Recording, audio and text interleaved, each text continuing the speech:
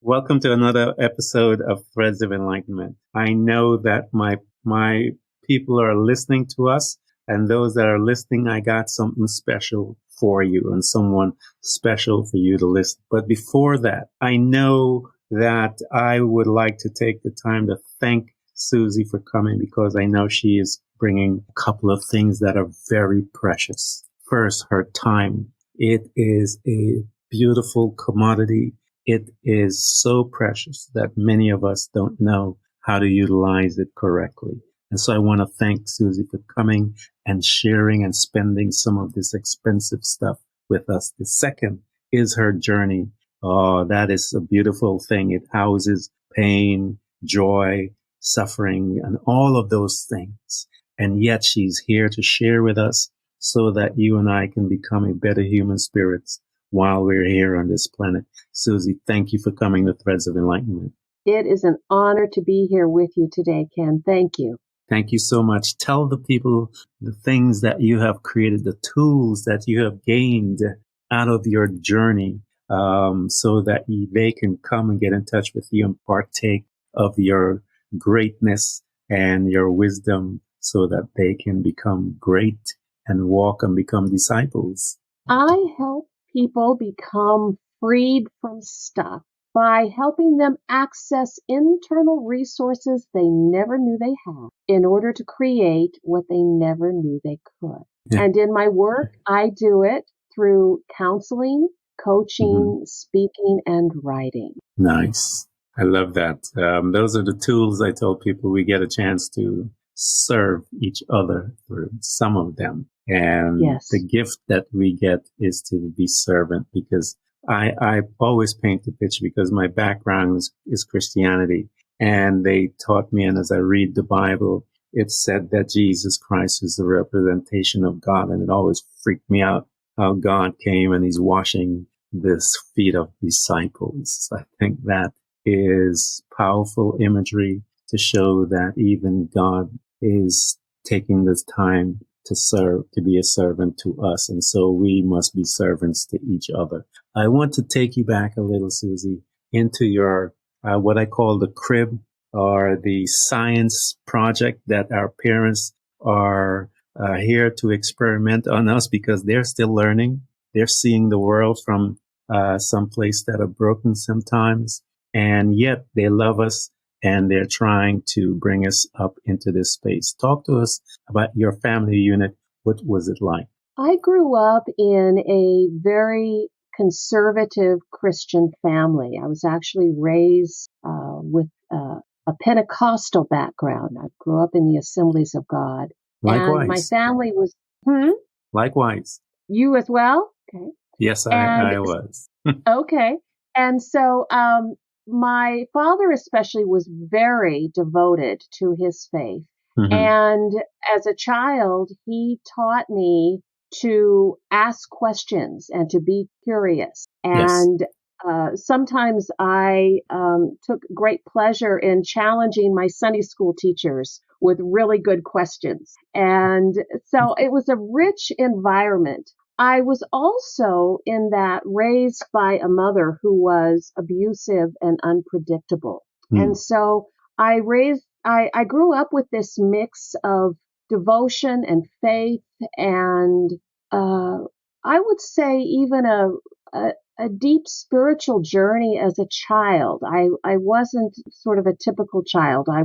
Even though I had two brothers who were older than me, they were 20 and 23 years older than me. So I was essentially raised as an only child. And so I grew up being a relatively serious child. I was fun and playful, but I was a thinker, and I was taught that from my father to be thoughtful.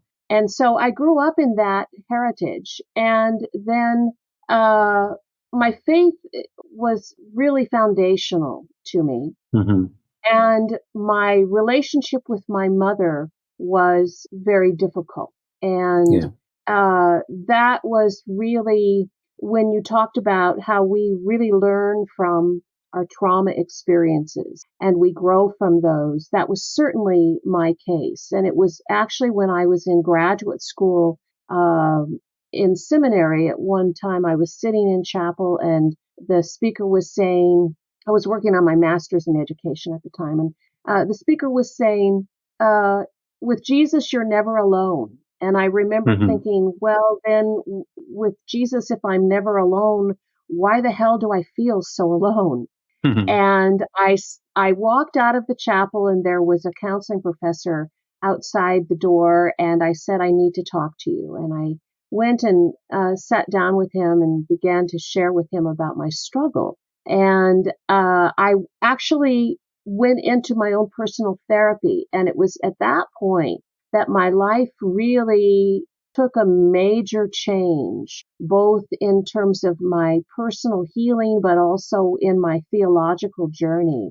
And I continued my travel and spiritually, and expanded my view with regard to what it means to be spiritual. And I eventually then continued on and got an additional master's in counseling. So that's how my path changed from education to counseling. I was in ministry for about 13 years, and during that time also doing private practice. So there was, it was an interesting mix. I have a great appreciation for my heritage theologically, and I also am so thrilled that I have continued to be curious and ask questions and challenge belief and find my way in that journey. I think it's important. We tend to forget the human experience is critical in the growth of the spirit man. And we don't, I know a lot of Christians don't focus much on that, the human experience part of it. They tend to negate the all the trauma and everything, and never really put the work that is necessary to gain the desired outcome. They leave everything up to God and expect that he would do all. And so they sometimes miss the wisdom that is in picking up your cross and follow me. And I think that's one of the weaknesses within the church. We never focus, because we are in this body. We do suffer things related to the body that affects the spiritual aspect of the individual. And so we have to, that's why I wanted to talk to you, because I'm looking at your credentials and I can see that you have the tools, the wisdom, the necessary study that is set up to understand the human aspect of the individual. And I wanted to get a chance to delve into that, and knowing now that your background was so similar to mine makes it even much more so fun, because I love the challenge that God said, come, let's reason together. So I don't have to give that up. So talk to me as your experience this thing, because that is a powerful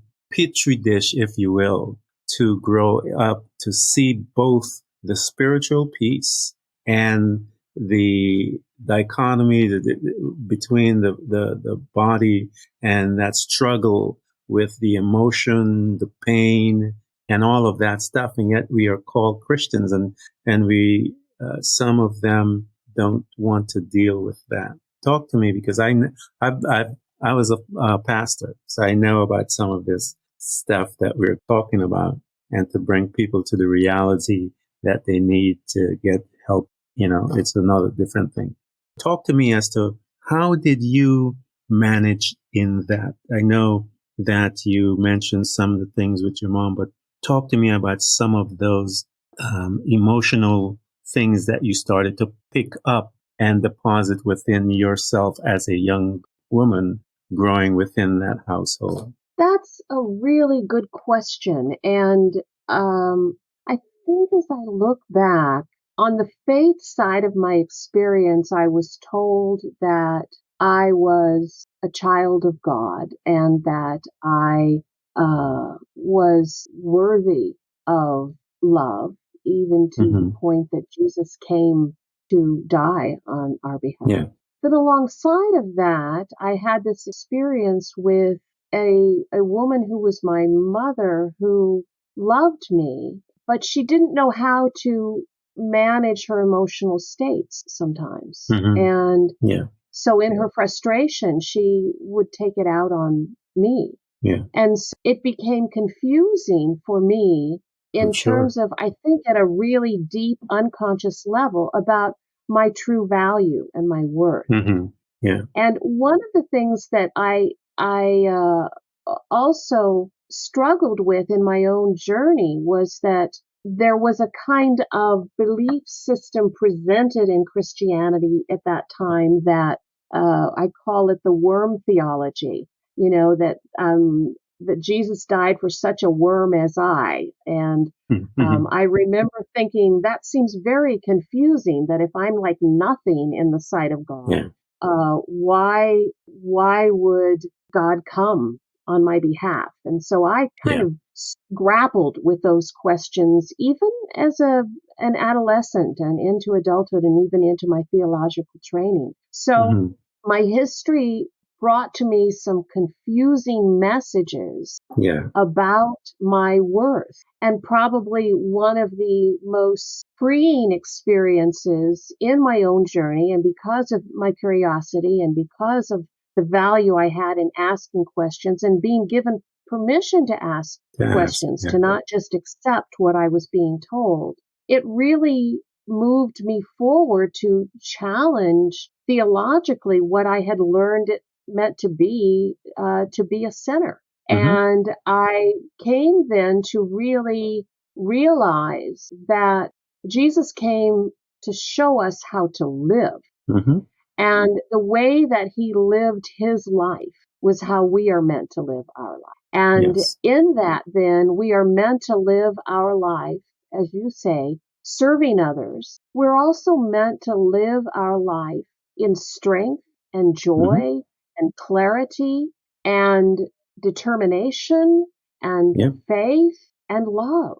And came to be an example of that in human flesh. Like, this is how you do it as a human being. And I think that is probably one of the greatest gifts that I received from my heritage, from my history, was the realization that Jesus was human and he came to show us how to be human. Yeah, how to do it. I absolutely agree. I think in my case, when I looked at the fact that Jesus came for me, was the fact that it showed me that and I would teach people this. He saw a value that I could not see. And so I must have been very expensive for him to come to sacrifice himself. And so I would tell people, you are very expensive. It costs something. And because it costs something, you have to recognize the cost and live with the knowledge that, hey, I am something because it was expensive. And so I must be worth something. And so that's why I would, especially the young kids that I had to teach, that's the revelation that I had gotten when I was in dealing with a lot, because I came out of youth group kind of thing. And I saw that, that one thing being used against a lot of children that didn't know their self-worth. And when you don't know your self-worth, someone will tell you what you're worth, and they can then lead you in whatever direction. But here you are experiencing all of these powerful lessons in your life. And how did you gravitate towards the counseling? Because I knew you came out of theology, but how did you gravitate towards that aspect of your studies versus something else? It came out of the personal transformation in me from my own psychotherapeutic experience. Yeah. When I got into counseling and I began to experience the healing of being seen for who I really am, and that I could live from that place and I could create from a greater sense of clarity about who I am. Yeah.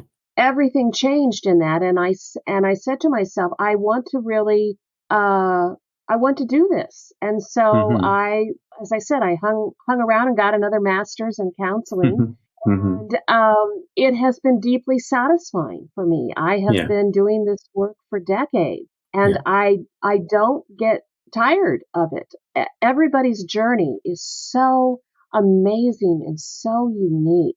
And to be able to come alongside of someone, come along and for them to trust me with their story, with their pain, with their wounds, to be vulnerable in that way and to come alongside of them and to provide support and clarity and insight is incredibly satisfying for me. And so, I love the work that I do because I know the transformation that I experience. Mm-hmm. And I also know the transformation that I see in the people that I work with. And it just doesn't get better than that. It is one of the things that I tell people. The purpose of the journey is to identify who you are, to come to grips with who you are, learn about who you are, ask questions, become inquisitive, become an investigator as to why, and go deeper and deeper at each question. And as you began to go deeper and deeper, you began to get a wonderful expression of who you are. The principle is this, I tell people: to love the Lord thy God with all thy might, with all thy strength and all thy soul. And then it says to love your neighbor as you love yourself. And so you got to have a relationship with your God to learn how to love, because you have to learn how to love you. You have to learn how to forgive you. You have to do all of those things that you can then come to me from that space that you have experienced. It is personal. It is something that you know. And when you're coming from that space, it is much more powerful than coming from a place that you just studied. And that is why your journey, your story houses such power, such anointing in it, because you have experienced some of these things. So talk to me, because I want to talk to bring some of that out of you, some of those thoughts that you allowed and to grow big in your life that cause you to see yourself less than. Because I always tell people, it doesn't matter who you are and what you have accomplished in this life. We all go through a journey, and we all have to go through painful parts of ourselves to learn. Because 2 Corinthians talks about our God, our merciful Father, who is the source of all comfort. And so we have to go get that comfort, and that as we go through our journey, so that we can then, as it says in the scripture, we can comfort people from that same space, so they can, because we can empathize. We can not be judgmental. We know all of those things because we experience it.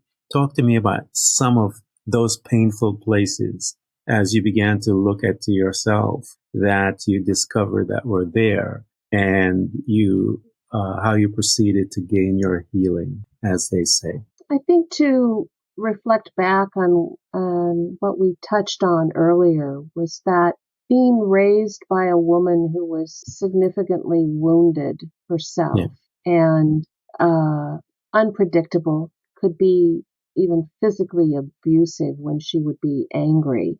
I think back to maybe one of the most difficult points in my life, and I think it was actually the last time that she physically assaulted me. But I remember that I had come home and there was confusion about where the key was to the door because she was away and I couldn't get in, and I went to a neighbor's house and she was frantic. And then when she found me and we got home, she had locked me in the bedroom and had started to be physically abusive. And I remember my father standing outside of the door and pounding on the door and saying, "Elizabeth, please stop, please stop." And I remember in that moment how confusing that trauma was, because I hadn't even had an opportunity to explain why I had made that choice.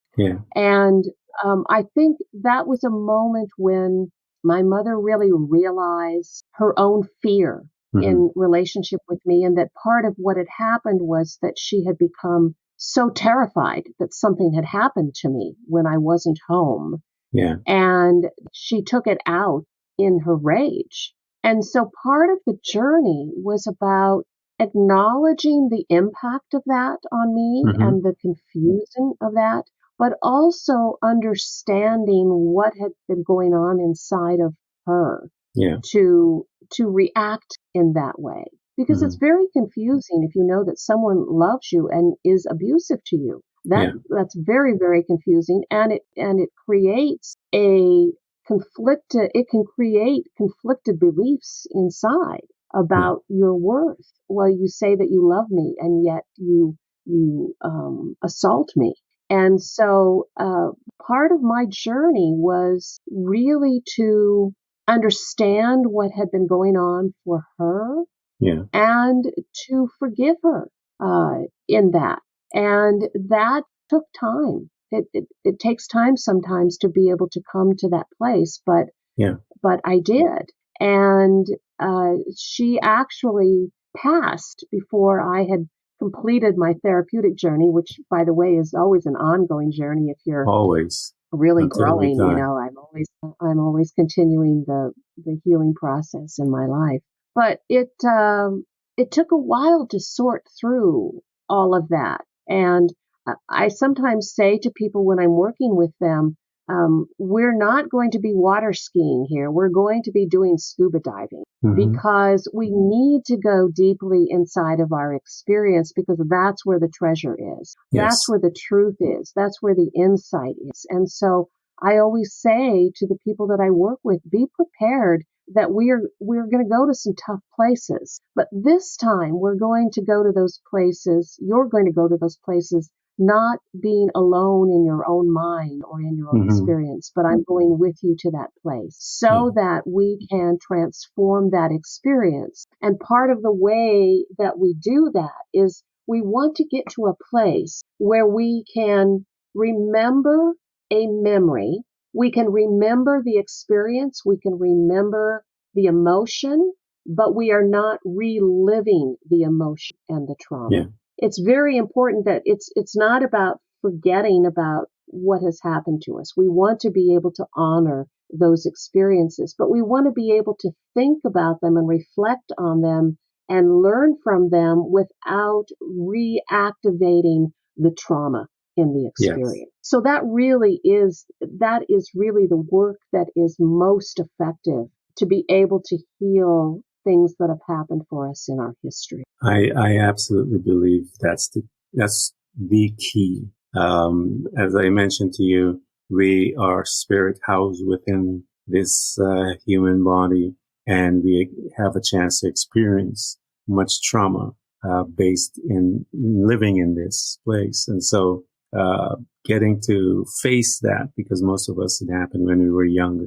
I remember, Susie, when I had to when my memories started coming back, and God had said to me, I was in Bible school, and he told me to go and ask my parents for forgiveness because they did something to me, and I didn't talk to them for years. I didn't have a really good relationship with my parents, and God told me to go and apologize. It took me months. So I want you to talk to people about the importance of forgiveness, because this is a really critical piece within that individual growth, forgiving. And I was in college, and I fought and fought and fought. And after a while, we all have to surrender. Even Jesus fought and fought and fought, and he surrendered. And we have to do the same if we want to have this relationship with our Father. And so I remember catching the train and coming back, because it was in a different part of the state, coming back and seeking my parents, them forgiveness. Talk to them about the importance of this, because a lot of people don't understand the power that resides in one coming and seeking forgiveness and the freedom that comes from there. Talk to them about that. Forgiveness is not about saying that it was okay. Forgiveness isn't about denying the hurt and the wound and the trauma and the loss and the fear that happens in an experience. It's about acknowledging the truth of what happened, of taking it seriously, of honoring it. It's also about understanding that when we are harmed by another human being, we are not harmed because of their divine nature. We are harmed because of their own woundedness and their own trauma and their own hurt and their own loss and their own fear. And that when they are acting toward us in a hurtful way, it is that they are acting out of their own pain.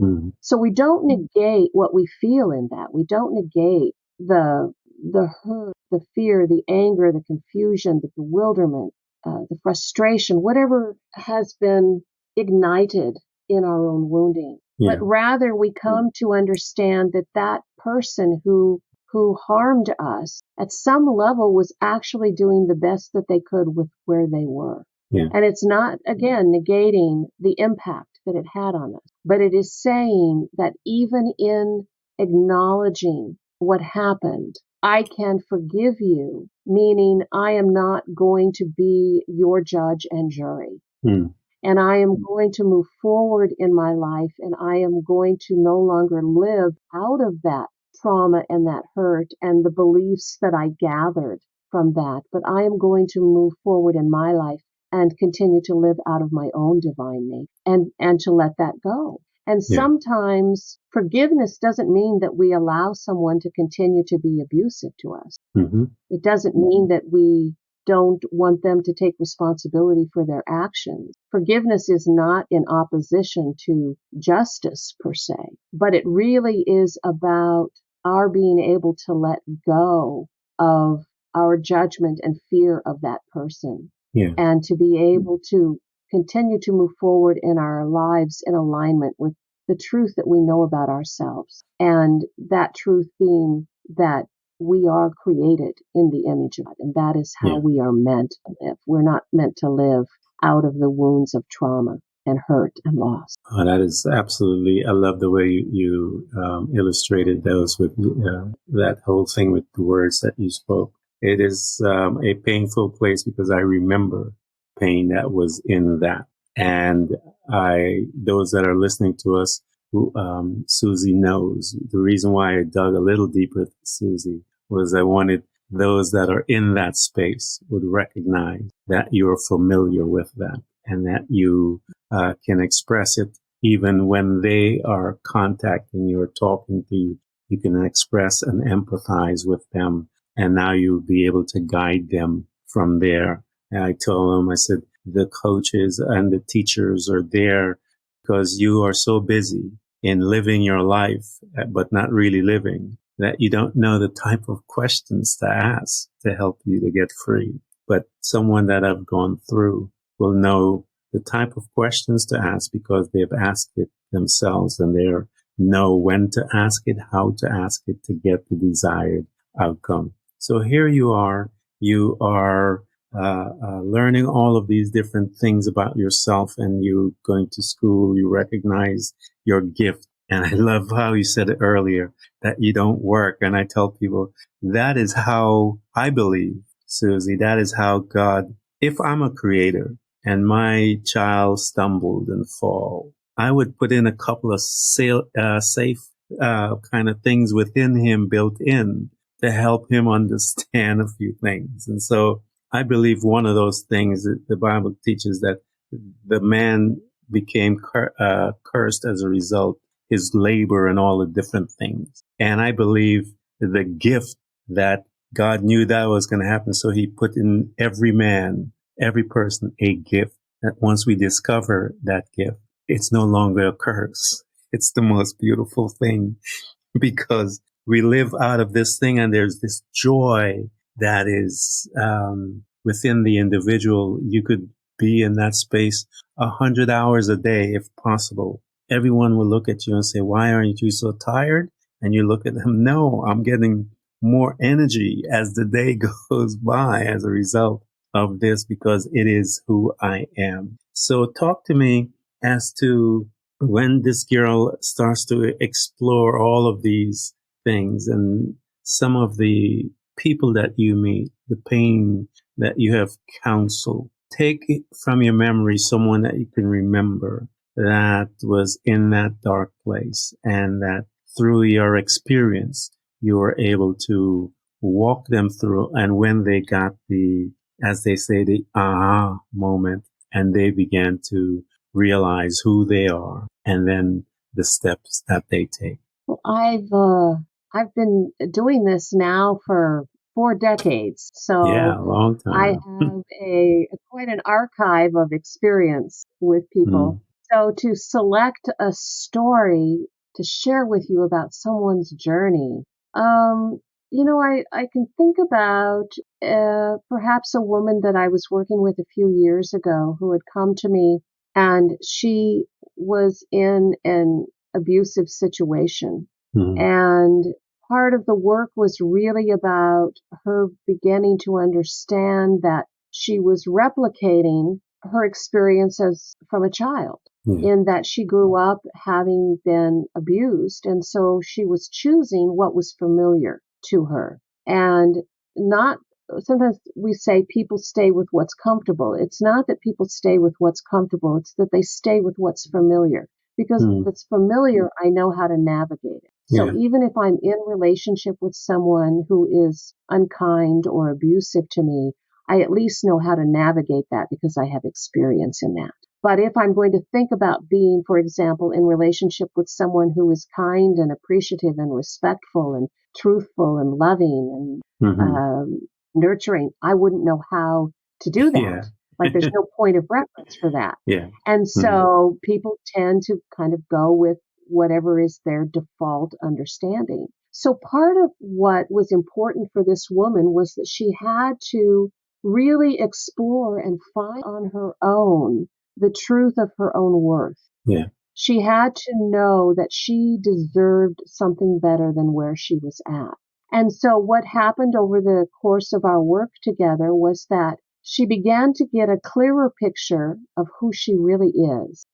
She began to really understand her gifts, her strengths, the beauty of what she is bringing to life. And she began to see the dissonance of the environment in which she was in this difficult relationship. And as she became more solid in the truth of who she was, and she began to trust that she had the capability and the internal resources to change her life, then she was able to put together a strategy to exit that relationship and to move forward and recreate her life. And today she is a very successful entrepreneur, and she is a coach, and she also went on to develop other businesses. And her life has transformed because she came to know that she was worthy of more. She became clear about her gifts and her strengths. And in that, then she could trust that and move out in her life and create what she wanted. And that's what she did. That is awesome. And one of the reasons why I asked that, Susie, because I wanted you to lay out the blueprint for them, for the listeners to hear process by how you can bring someone from a dark space and the tools that you utilize to guide them into themselves. For that wonderful meeting, as they began to see and really comprehend the richness and the greatness of who they truly are, and the value and all of these things they began to see, and they began to then create the boundaries that are necessary. Jesus had boundaries. He would go with people, spend all kinds of time, heal them, and then he gets away. He leaves. And so boundaries, I tell people, are good. You have to understand what they are for. And so once you have introduced and set up your boundaries, that's because you've trusted yourself enough to know that these are the boundaries that you require in your existence. And because they're there, don't allow someone's their decision or their lifestyle to cause you to forfeit what you have decided as part of your boundary. Because people tend to make you feel guilty about having those. And so I try to tell people there is no need to feel guilty when you know what your boundaries are. And so that is a beautiful process by which you guided that person out. And I was so excited that you brought it forth. So now here you are, Susie, you're growing. Talk to us about, I know your projects and all the different things that you're doing. And it is a seamless flow in some cases, but sometimes we all need a little nudge in some of the things that we were supposed to do, but we have a little apprehension about doing. Talk to me about some of those little nudges that you had to do with some of the things that you have today. I know you're a speaker and all of the different things. Talk to me about some of those services that you have. Did you want to do it? How did you go about putting these little tools together, stuff like that, so that they can get a chance to see that you push through, as they say? Well, it's, I really, I tend to live by what I call following the breadcrumb. Yeah. And I really believe that there is guidance for us in terms of the direction that we take. And one of the greatest challenges is to trust that, because sometimes we will go in a certain direction and other people might have ideas about what we should be doing. And it's really important that we follow that inner guidance. We follow those external breadcrumbs, but we allow our heart in alignment with our mind, with our wisdom, guided by the insights and experiences that we've gained over the years, to make the choices to move our life forward. And so for me, right now, one of the places where I am investing a great deal of time has been in the realm of podcasts, because it gives me an opportunity to have really amazing conversations, as I'm having with you today, that connects with people in their lives where they are. Like, there are people that are listening here now to our conversation that may or may not ever connect with me personally, but there might be something in what I share that touches their life, that gives them an aha moment, an insight, a piece of wisdom, something that lightens their day and enlightens their day, that they can take and move their life forward. And so this has been one of the most satisfying parts of my journey professionally, is to be able to be invited to these platforms to share from my experience. I think it's important. I had a conversation with someone. I said, the reason why the podcast genre was put together was because they were waiting for people like myself to come and teach and tell people about God and his principles. And so I always knew that I was a teacher. And so this platform, I was a single dad with 4 boys. And at the time, I felt the call in my life to come and teach, and I would be able to do that back and forth from traveling here and there. And I knew that when I was in that space, Susie, there is a tremendous amount of oneness with God that I felt in there, a union that I cannot explain, but I know that I belong there. I knew where my gifts were, because I was exposed to it a long time, a younger life. As I grew old, youth group, I knew where it was. People would come and tell me all the time what I was, and I knew it. But because of, quote unquote, the things of the world, I had to maintain. But as soon as my children were grown and I had the ability, and actually God had to nudge me out, because my time, I wanted to wait until I was retirement age to do it. And he said, no, I need you a little sooner than that. And he created a space by which I can come out. So I am able to do that now through this platform of podcasts. I have this one that I do the interviews with. I have 2 others that I teach from. I operate from my gift. And so I know exactly what that is and how it feels to be in that space. And it is a connectness. I can only explain it as this: you are one with Creator, you're one with God Almighty, and you're walking in the gift that you have been given before the foundation of the earth. He says, I knew you before you were born, and He deposited that in us, and that is a sweet place to live. There is a joy, Susie, that cannot be explained. It can only be felt. We can find the words to try to find the words, but I can't explain it. And so I invite everyone that is listening to us to afford yourself the journey that we're talking about.